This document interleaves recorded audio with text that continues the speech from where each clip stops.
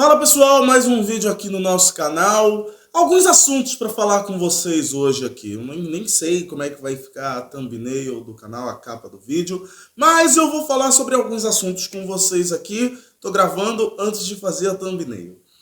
Um aviso rápido, essa semana acabou não tendo live, tá? Tô pensando se de repente a gente faz o nosso bate-papo aqui no domingo, mais pra tarde, com o decorrer da rodada, se Deus quiser, com o Botafogo tendo vencido o clássico da rivalidade com o Flamengo, tá?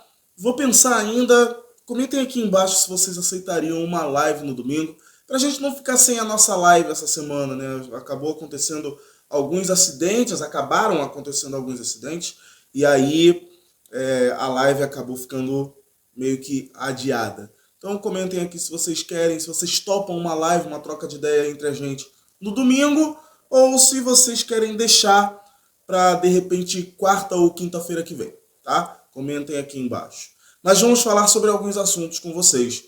Barbosa, Tiquinho Soares, John Textor, uma certa ditadura, tá? Vamos tratar sobre esses assuntos aqui com vocês. Acabei de falar um termo polêmico, mas eu vou explicar para vocês porque é um sentimento que eu tenho. Deixa o like, comenta, compartilha esse vídeo, tá? Já pedi para você comentar aqui embaixo. Comenta sobre todos os assuntos aqui embaixo, tá? Inclusive a sugestão que eu já tinha feito. Então, sem mais delongas, roda a vinheta e bora pro vídeo.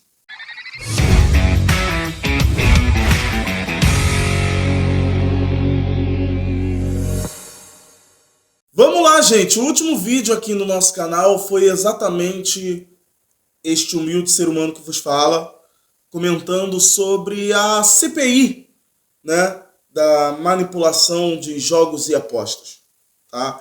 Que foi presidida pelo Jorge Cajuru. Fiquei até... Claro, a gente sempre fica com o pé atrás quando se trata de Jorge Cajuru, mas eu fiquei até satisfeito quando eu vi ele saindo daquela sessão, falando que haviam indícios e que precisavam mesmo serem apurados. Gostei quando ele falou isso, mas ao mesmo tempo eu fiquei também esperando, vamos ver como vão ser as próximas horas. Também naquele último vídeo que eu falei sobre isso, o que eu falei? Vamos esperar agora as cenas dos próximos capítulos. E a gente vem tendo esses próximos capítulos. O Textor, se você está vendo esse vídeo exatamente no dia do seu lançamento, sexta-feira, o Textor foi punido pelo pleno do STJD. Punição essa que vai entender, e depois querem dizer que o Brasil não é uma bagunça, né? Mas vai entender como. Já vazaram ontem que hoje o Textor seria punido, 45 dias mais 100 mil dólares de multa, se não me engano, 100 mil reais, 100 mil dólares, não me lembro agora qual era a moeda, mas era 100 mil, né? Mas ele já cumpriu uma parte dessa pena, então ao todo vão ser, de fato serão 17 dias de punição, tá? E lembra que eu falei lá na introdução do vídeo, antes da vinheta, eu falei em ditadura? Vou explicar para vocês aqui qual é o lance da ditadura que eu citei. Se você tem algum outro termo, talvez até um pouco mais leve, comenta aqui embaixo também. Mas eu vejo uma certa ditadura. O futebol brasileiro é um sistema, tá? Ou você é a favor desse sistema, ou se você se levantar contra esse sistema, o sistema vai te destruir.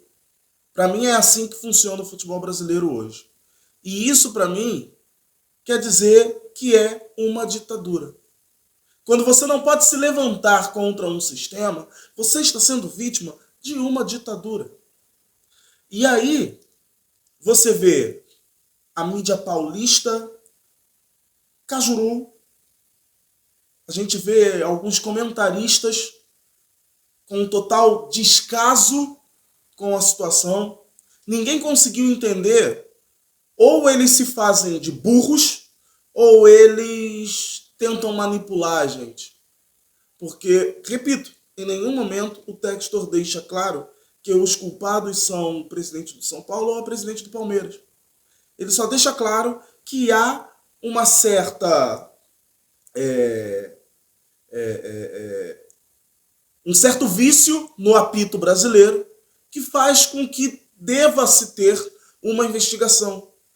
O Textor, em todos os momentos, ele focou no macro sobre a situação. E não no micro, que era falar sobre, não, porque estava ajudando o Palmeiras, estava ajudando o Corinthians, estava ajudando não sei quem. Não importa quem estava ajudando. Ele estava falando de uma situação que envolvia o futebol brasileiro como um todo. E não uma situação de 2023. Claro, vai ficar sempre aquela pergunta, mas se tivesse ganho o título? Não sei. Talvez se tivesse ganho o título, estaríamos passando pela mesma coisa agora. Mas a grande verdade é, o Textor se levantou contra um sistema. Coitado dele. Porque realmente, numa coisa, eu tenho que aceitar o que alguns catedráticos da bola vêm falando. O Textor não conhece o futebol brasileiro. No futebol brasileiro, há um sistema ditatorial que não te deixa se levantar para mudar. Se você quiser mudar, o sistema vai te derrotar. É assim que funciona, Textor. Tomara que você consiga quebrar isso. Mas é assim que funciona. Mesmo que você tenha as maiores provas da história do futebol mundial, nem do brasileiro, mas da história do futebol mundial, por mais que você tenha essas provas, o sistema ditatorial do futebol brasileiro não vai te permitir que você mude o que aí está. Porque para todos é mais vantagem o jeito que o futebol brasileiro está agora. É mais vantagem. Você mudar o futebol brasileiro, você tornar o futebol brasileiro melhor, faz com que o sistema caia. E esse sistema, ele vem sendo administrado desde que eu me entendo por gente. Principalmente depois da queda do Clube dos 13. Talvez eu esteja falando um monte de besteira aqui, mas uma coisa eu sei que não é besteira. O futebol brasileiro é um sistema que, se você tenta derrubar, ele vai te derrubar primeiro. É assim que funciona. O futebol brasileiro está cheio de queimas de arquivo na nossa história. Tantas pessoas tentaram vir com essa investigação e não conseguiu, a não ser que fosse uma coisa que tivesse na cara, como era o de 2005, como foi o de agora, da máfia dos jogadores que estavam sendo comprados, né, por apostadores para fazer um pênalti, para fazer um gol. Até juízes estavam nessa lista também, entendeu? Mas o sistema que é o futebol brasileiro não será destruído com facilidade. O sistema que é o futebol brasileiro vai destruir primeiro qualquer um que tente destruí-lo. É isso. O discurso do Cajuru mudou completamente, porque ele é Maria, vai com as outras. Ele vê como é que está a opinião pública e como ele precisa de hype. Ele vê como está a opinião pública e ele segue a opinião pública. Quando ele saiu daquela situação da CPI, ele não estava sabendo qual era o hype da opinião pública. Ele teve todo o tempo do mundo. Tanto que no dia seguinte ele já tinha mudado de opinião. Volúvel? Maria vai com as outras? Não sei. Mas alguma coisa fez o Cajuru simplesmente mudar de opinião. Na minha opinião, ele mudou a própria opinião dele por conta da opinião pública, para que ele se mantivesse no hype. Falei demais sobre esse assunto. Queria ser breve, mas eu nunca consigo. Quem está aqui no canal já está acostumado. Eu falo que eu vou tentar falar 5 minutos no máximo. Vai para 10. Vamos falar agora sobre o Barbosa. Queria falar sobre o Barbosa com vocês. Desde o jogo contra o Universitário que eu queria falar sobre o Barbosa. Todos nós fomos surpreendidos com a entrada do Barbosa na partida contra o Universitário. Barbosa, que claramente era um jogador no nosso elenco que não estava muito compatível com o estilo de jogo que o Arthur Jorge queria implementar. A gente tem o Bastos, que sabe fazer esse jogo mais cadenciado, e o Rauter, que pela terceira partida seguida a gente pode dizer que sim, fez uma boa partida, mas continuo com o meu pezinho no freio. Será que é uma coisa que vai se repetir agora para o resto da temporada? Ou será que é um momento breve que ele está vivendo? Só sei que são 3 partidas seguidas em que o Rauter não nos causa problema, em que a gente pode falar, não temos problemas com o Rauter. Mas quando o Barbosa entra, Barbosa você sabe, né? Quem aqui tá ligado em futebol americano e narrações do Everaldo Marques na NFL, né? O Barbosa, ele toda hora lançamento, joga pro alto e reza. Joga pro alto e reza e vai. Ele não quer saber. Ele tá com a bola, ele vê que dá para lançar, ele lança. Ele não quer nem saber. Dessa vez o lançamento dele não foi um joga pro alto e reza não, foi um lançamento que ele sabia o que ele estava fazendo, né? Mas como é que pode a entrada de um jogador fazer tanta diferença, né? Aquele lançamento do Barbosa quebrou o sistema defensivo do Universitário e nós conseguimos abrir o placar. Foi a primeira jogada do Barbosa. Foi a primeira jogada do Barbosa. E eu acho que aquela jogada do Barbosa fez com que a história do jogo mudasse. Tá? Acho que o Barbosa vai continuar no banco. Eu sempre tenho as histórias do vôlei na cabeça quando eu lembro disso. Bernardinho, por exemplo, um dos grandes, talvez o maior técnico da nossa geração, junto com o Zé Roberto Guimarães, ele sempre fala que era no banco que ele entendia melhor como funcionava o vôlei. E eu acho que é isso que está acontecendo com o Barbosa e eu acho que é por isso que ele vai continuar no banco. O Barbosa, ele está conseguindo entender do banco como funciona de verdade o futebol. Acho que é por isso que ele conseguiu, com aquele lançamento, quebrar o sistema defensivo do Universitário. Graças a Deus foi no primeiro lançamento. Aquilo ali poderia ser 3, 4, 5 lançamentos e não dá certo, e você vai perdendo a confiança. Ainda bem que foi logo no primeiro. Barbosa foi bem na partida, só teve aquele mole no último lance que ele simplesmente largou o Halter sozinho. O Halter tentou voltar, mas não conseguiu, e o Universitário fez o seu gol de honra. A gente poderia sair de um saldo negativo para ir para o saldo zero. Nós estamos ainda com saldo negativo, mas pelo menos vencemos, embolamos o grupo. E agora, para encerrar esse vídeo, falar um pouco do Tiquinho, né? E é a mesma coisa do Matheus Nascimento. Quando vi a lesão do Matheus Nascimento e parecia muscular, o que eu falei para vocês aqui no vídeo? Para começo de conversa, 30 dias. Acabou. Vão ser 4 meses fora dos gramados para o Matheus Nascimento.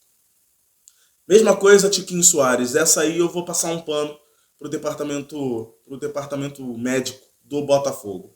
Porque essa lesão do Tiquinho é uma fatalidade. Fatalidade que começou com a lesão do Matheus Nascimento. O Tiquinho não era para ter entrado naquela partida. Talvez ele não fosse nem entrar no final do segundo tempo daquela partida contra o Atlético Goianiense.